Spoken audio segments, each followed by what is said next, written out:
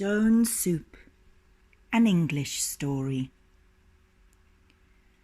The storyteller came over the hill, an ostrich feather in his hat and his scarlet cloak a-billowing in the wind. He knocked on the door of the first house he came to. "Spare me a bite to eat," he said, "and I'll tell you a story." "No, thank you, we don't need stories," said the woman. "But mother," said Peter. Too late, the door was shut in the storyteller's face. Off went the storyteller to the next house. Peter would have liked to hear a story, and so he followed a little way behind. "Do you want a story today?" Emily would have liked a story too, but her mother said, "Not today, thank you." Someone might like a story, thought Emily, and she slipped out and followed Peter down the street. All through the village the storyteller went, knocking on every door, but no one would give him a bite to eat. No grown-up wanted his stories, only the children. In twos and threes from every house they followed him. Not too close, though, for he was a stranger, and they had been told not to talk to strangers. They came just near enough to hear if anyone asked for a story, but no grown-up did. The storyteller heaved a big sigh. "Looks like I'll be eating stone soup again," he said to the world in general. There, on the village green, he built a little fire of sticks. From somewhere under his scarlet cloak, he took out a small pail. He filled it with water and set it on the fire to boil. Then he began to wander up and down, eyes on the ground, as if he was searching for something. As he went along, he muttered to himself, just loud enough for the children to hear. "Aye, this one's too big. I know that one's too small. That one's too knobby, it won't do at all. Ach, this one's too dark. This one's too light. Oh, but this over here, this is just right." In his hand he held a large, flat stone.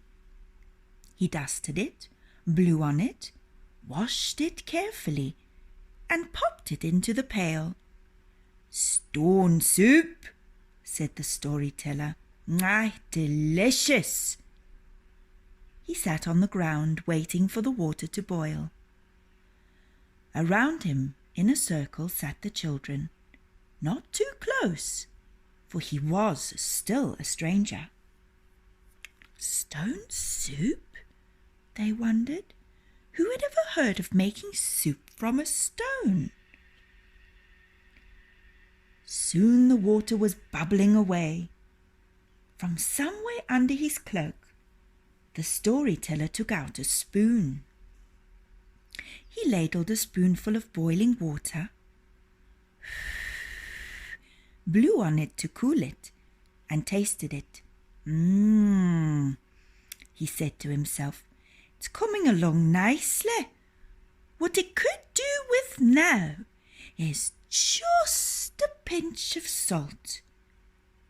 Without a word, Emily jumped up, raced home, and came back with a pinch of salt.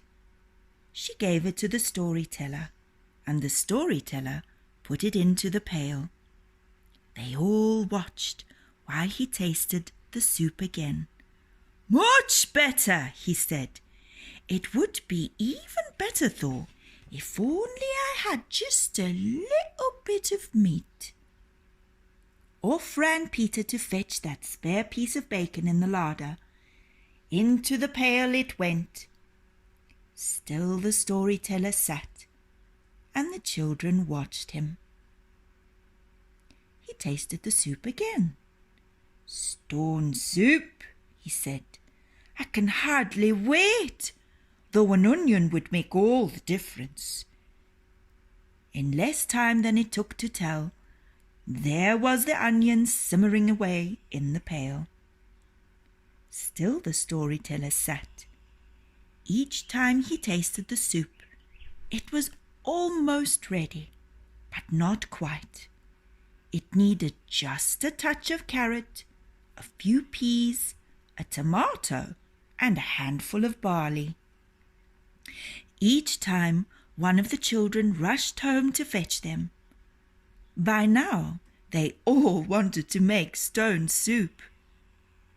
At last the storyteller gave the soup a final stir and tasted it one last time. "Stone soup," he said. "Ah, delicious." It certainly smelled delicious. But who would have thought that stone soup would smell so good? The storyteller took the pail off the fire and blew on the soup to cool it. Then he drank the soup and spooned up the vegetables, the barley, and the bacon until there was nothing left but the stone. He fished it out and threw it away. "I don't need that," he said. "I never did." He took off his feathered hat and bowed to the left, and he bowed to the right. "Fair's fair," he said. "I've had a bite to eat, and you've all had a story." "What story?" asked Peter. "Stone soup," said the storyteller, grinning. And off he went over the next hill with his scarlet cloak a-billowing in the wind, while all the children ran home to teach their mothers how to make stone soup.